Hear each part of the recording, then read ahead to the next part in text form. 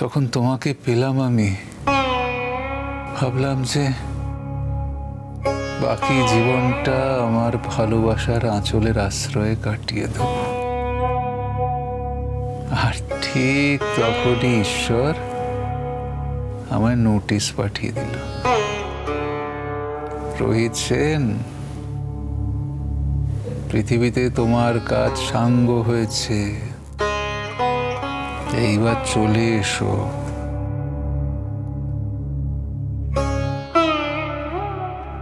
Very bad, very bad. আরো কদিন পরে পাঠাতে পারলে না?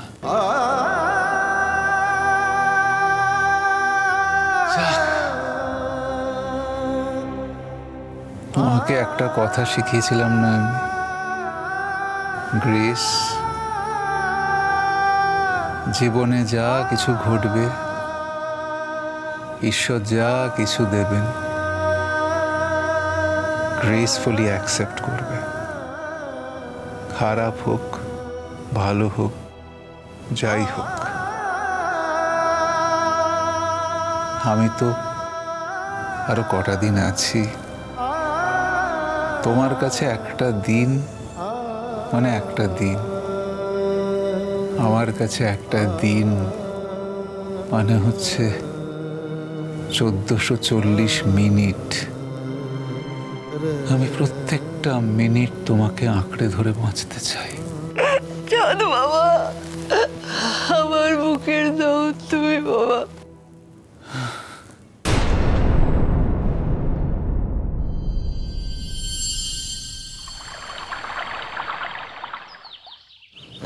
তোমার মা কেমন আছেন দিটিমা? আর রোহিত আঙ্কেল? ওই দেখো, রোহিত আঙ্কেলের কথা উঠলেই দিটি কাঁদছে। আসলে বাবা, রোহিত আঙ্কেল খুব একটা ভালো নেই। আমাদের খুবই কষ্ট হচ্ছিল ওখান থেকে চলে আসতে, কিন্তু দিঠির চেম্বার আছে বলে চলে আসতে হলো। কিন্তু আমরা একটু যাতায়াতের মধ্যেই থাকবো। হ্যাঁ, কিন্তু কি হয়েছে? আসলে বাবা, রোহিত আঙ্কেল আর বেশি দিন নেই। সে কি? এসব কি বলছিস তুই ছোট? রোহিত আঙ্কেলকে ওরা শেষ করে দিয়েছে, একদমই শেষ করে দিয়েছে। আর রোহিত আঙ্কেল না থাকলে আমার মাও আর ভালো থাকবে না। আমি জানি আমার মাকে আর ভালো রাখা যাবে না। হয়েছে আমাদের একটু খুলে বলবে তোমরা? বাবা, তোমরা তো জানো ওনার খুব কঠিন একটা অসুখ আছে। সেদিন রাতে যে উনি চলে গিয়েছিলেন, ওনার খুব শারীরিক একটা প্রবলেম হচ্ছিল। সেই জন্যেই আমাদেরকে উনি সত্যি কথাটা বলেননি, বিয়ে বাড়িতে সবার মুড অফ হয়ে যাবে বলে। ডাক্তার বলেছিলেন ইমিডিয়েটলি ট্রিটমেন্টের দরকার, হয়তো কেমোর কথাও বলেছিলেন। উনি তাই জন্যই ওখানে যাচ্ছিলেন, কিন্তু রাস্তায় ওনাকে আটকানো হয় এবং তারপরে 1 মাস, আর 1 মাস কি বলছি, তারও বেশি। না কোনো ট্রিটমেন্ট হয়েছে, না কোনো ওষুধ পড়েছে।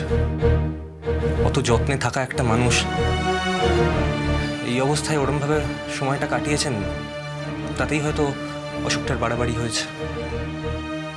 এখন ডাক্তারবাবুরা বলেছেন আর কিচ্ছু করার নেই। আমার সে কি কথা? এইভাবে ফোনে খালি শুনেই বলে দিলেন? না, উনি অ্যাকচুয়ালি সিমটমগুলো শুনে বলেছেন, আর কিছু টেস্ট করাতে বলেছেন।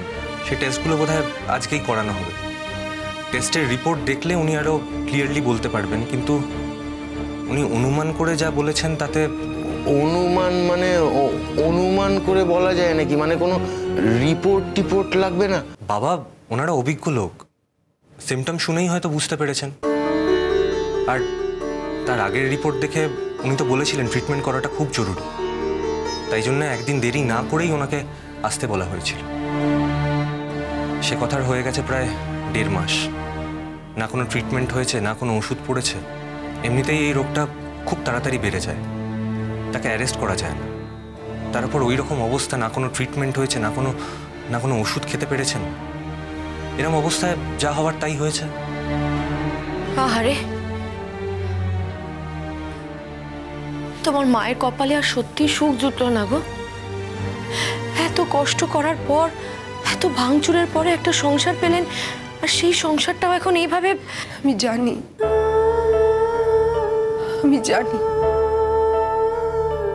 রোহিত আঙ্কেল চলে গেলে আমি আমার মাকেও আর বাঁচাতে পারবো না। আমার মা রোহিত আঙ্কেলকে ছাড়া আর কিচ্ছু বোঝে না এখন। মা কোনোদিন পাপার সঙ্গে ভালো ছিল না। মা আর আমার পাপা হয়তো দুজনেই খুব ভালো মানুষ, আলাদা আলাদা করে। কিন্তু মা যখন পাপার সঙ্গে ছিল তখন পাপাও মাকে বুঝতে পারেনি কোনোদিন, আর আমার মাও হয়তো পাপাকে বোঝাতে পারেনি। রোহিত আঙ্কেলের সঙ্গে সংসার করার পর মা বুঝতে পেরেছিল সংসার সুখ কি। মা যদিও জানতো যে রোহিত আঙ্কেলের আর বেশি দিন আয়ু নেই, বিয়ের আগে থেকে জানতো মা। কিন্তু এই ডাক্তারবাবুর কাছে ট্রিটমেন্টের পর না রোহিত আঙ্কেল খুব ভালো ছিল, জানো তো। এত ভালো ছিল আমরা সবাই ভুলে গেছিলাম মানুষটা আর আমাদের মধ্যে বেশি দিন নেই, একদম ভুলে গেছিলাম। আর তারপরে এই ডিজাস্টার। কিভাবে অ্যাকসেপ্ট করবে মা এই ঘটনাটাকে? আর আমরা সবাই বা কি করে অ্যাকসেপ্ট করবো বলো তো? মানুষটা তো আমাদের সবার জীবনকে ভরিয়ে তুলেছিল, সবার জীবনকে। হয়তো অনেক ভুল করেছি আমি রোহিত আঙ্কেলের কাছে, কিন্তু জানো প্রত্যেকবার ক্ষমা করে দিয়েছে। এমন একটা মানুষ না যার কাছে সমস্ত ভুলের ক্ষমা আছে, কারোর ভুল ধরে রাখতো না কখনো, সবসময় সবাইকে ক্ষমা করে দিত।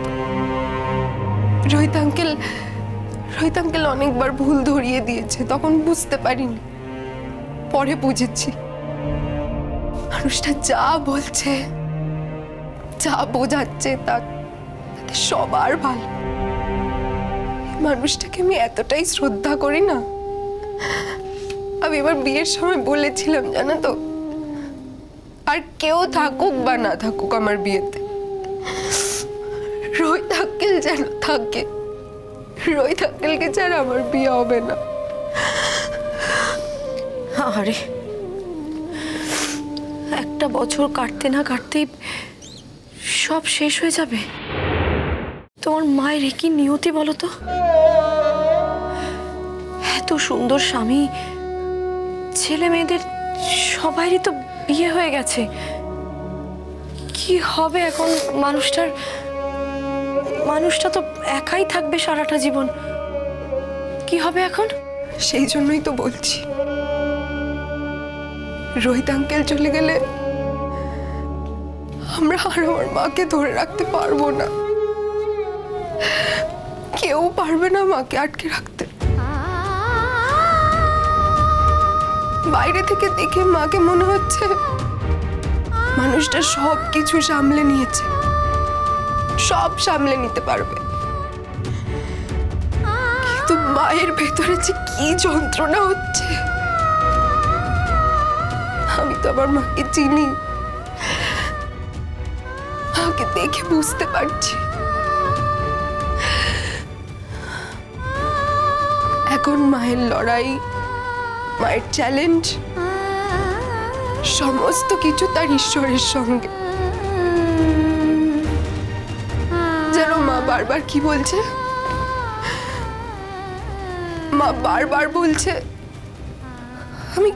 আমি কি এমন অপরাধ করেছি, আমি কি এমন করেছি যার জন্য আমাকে ভগবান এত বড় শাস্তি দিচ্ছেন। আমি কি এমন করেছি যার জন্য আমার প্রিয়জনকে এইভাবে আমার চোখের সামনে থেকে কেড়ে নিচ্ছে। আচ্ছা তিথি, আজ তো বোধহয় কোনো একটা মন্দিরে গিয়ে পুজো দেওয়ার কথাও শুনলাম। যাক মন্দিরে একটু যাক। এই সময় মন্দিরে গিয়ে ঠাকুরকে পুজো দিলে মনটাও ভালো থাকবে ওনার। যাক।